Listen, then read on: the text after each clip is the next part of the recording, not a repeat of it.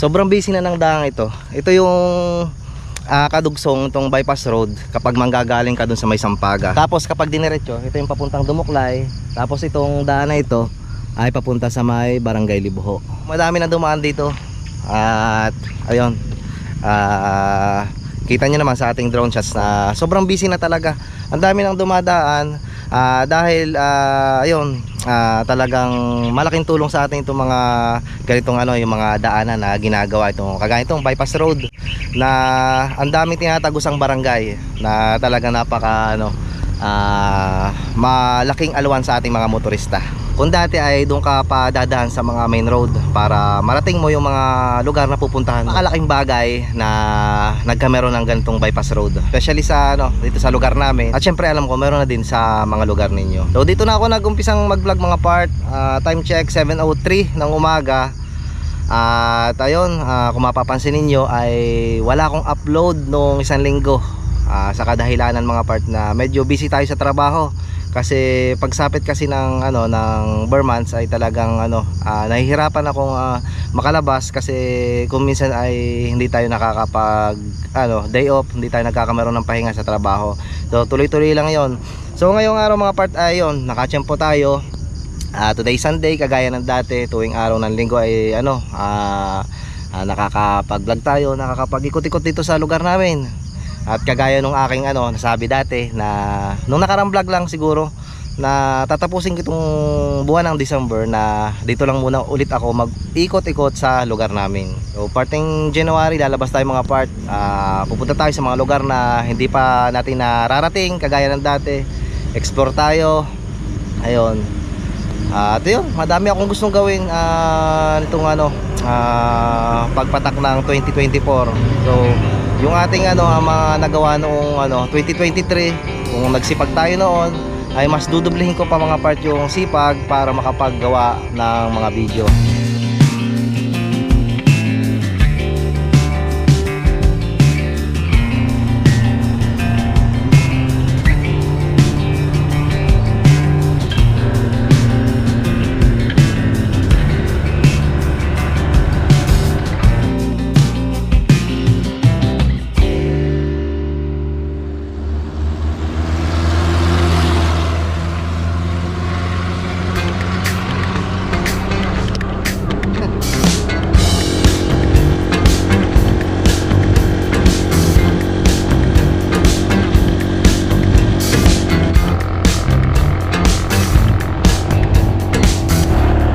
Mula doon sa pinanggalingan natin mga partners sa likodan natin, ayun, doon tayo nagsimula mag-vlog. Ay ang tutumbukan nito or pag diniretso ay ang lalabasan natin ay Barangay Sampaga.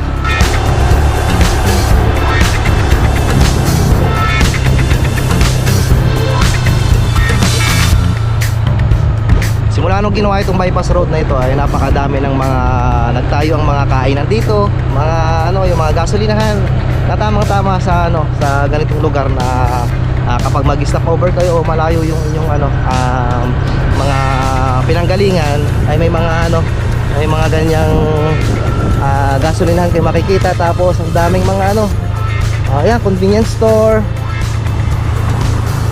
Tapos kompleto, puro mga kainan. Kaya yung saktong-sakto pwede mag-stop over dito.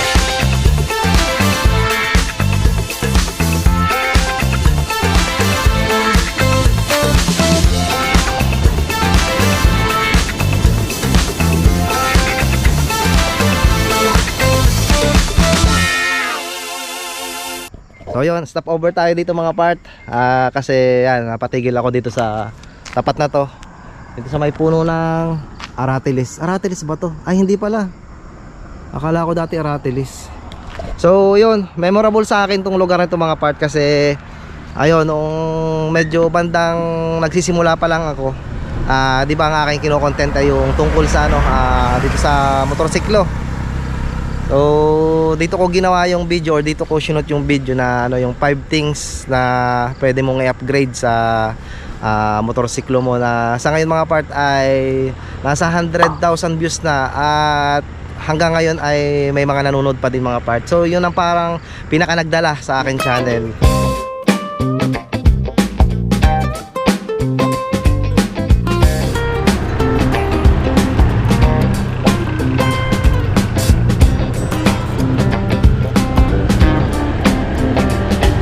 napansin nyo doon sa ating dinaanan ay sa mga tabing kalsada may mga nakalagay na flags na parang yung kagaya ng dati na banderitas kung tawagin, pero ngayon ay mga flags na ngayon ang usong inilalagay sa mga tabing kalsada kapag yung nagpepiesta. Kung mapapansin niyo itong ating nilikuan sa may pakanan, ito yung papunta sa may Barangay Dalig.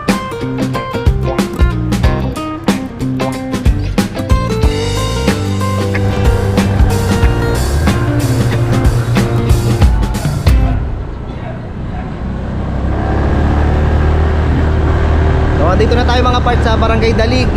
Ayun, nadaanan natin yung arko ng Barangay Dalig.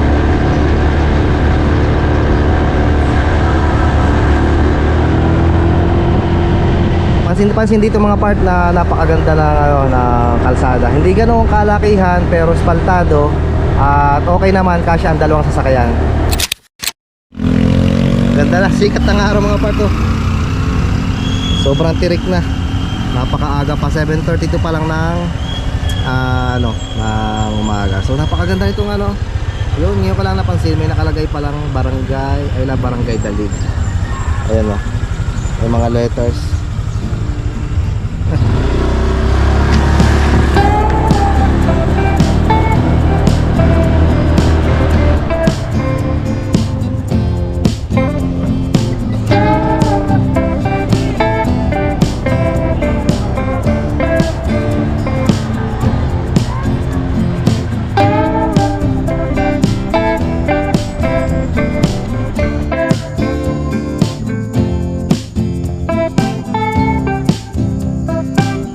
Doon sa may kantuhan ay kumanan tayo mga part. So parte pa din to ng Barangay Dalig. So napakaganda dito ay. Parang nasa talagang kagubatan ka mga part. Pero ang kinaibahan nun ay napakaganda ng daan din sa may unahan. Lamig na dito mga part. Wow, may kaparangan dito sa aking kaliwa at saka dito sa aking may unahan. Try natin tumigil.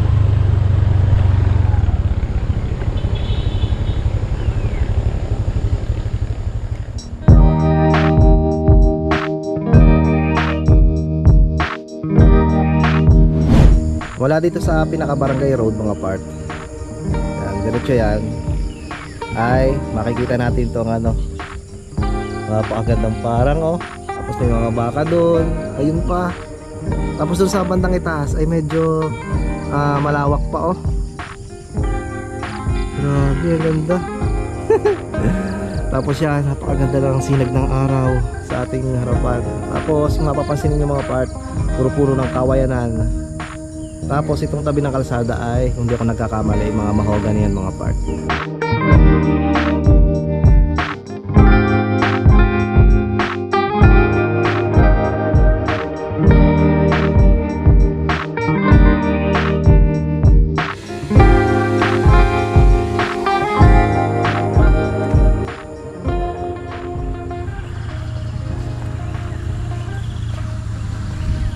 May nakita ko kanina ditong medyo parang pababa. Hindi ko sure kung ilog to, hindi ko masyadong napansin kanina nung nagpalipad ako ng drone. So akin lang sisilipin. Sana ay hindi tayo nakaka trespassing dito. Sarap po. Wait lang, tigil lang tayo mga part. Ito ang namimiss ko nung kabataan eh. Yan. Itong mga damo, tapos yan basa ng hamog. Wow, at saka ito yung nilalaro namin nung kami bata pa, na kung tawagin sa amin dito yung makahiya, na kapag hinahawakan ay tumitikom.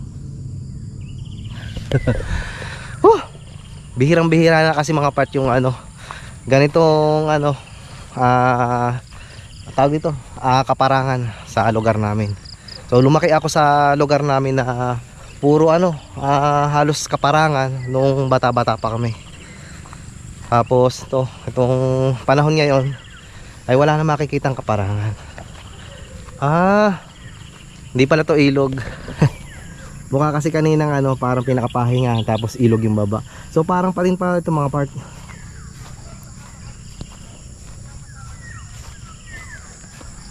Ayun.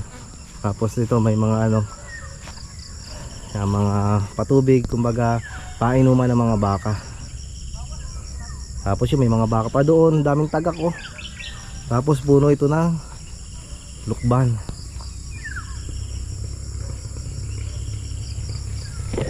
Balik na tayo, baka tayo ay ano mapagkamalang nangunguha. O yun, nakakamiss talaga. Grabe, nakakamiss yung mga ganitong ano. Kapag ano, papasok kami dati sa school, ganitong mga dadaan ng pilapil. Tapos itong mga ganitong ano, damuhan pa. Ngayon puro kalsada na.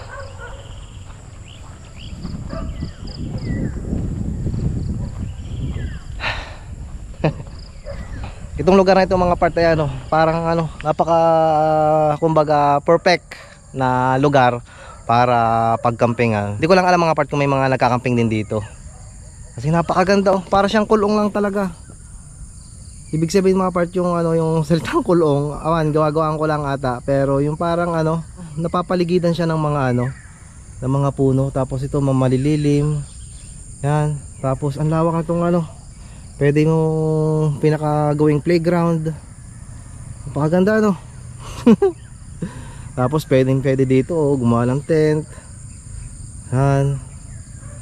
Tapos hindi naman masyadong nakakatakot siguro kasi itong mismong harapang yan, kung mapapansin nyo may dumaan tricycle oh.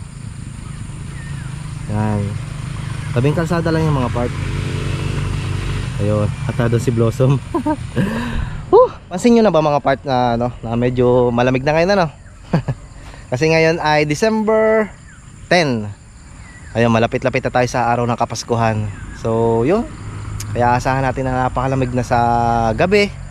At syempre malamig din sa umaga. Tapos medyo ano, medyo humahaba na yung ano, yung gabi.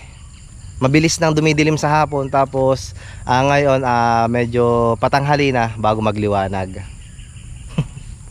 Biyahe ulit tayo.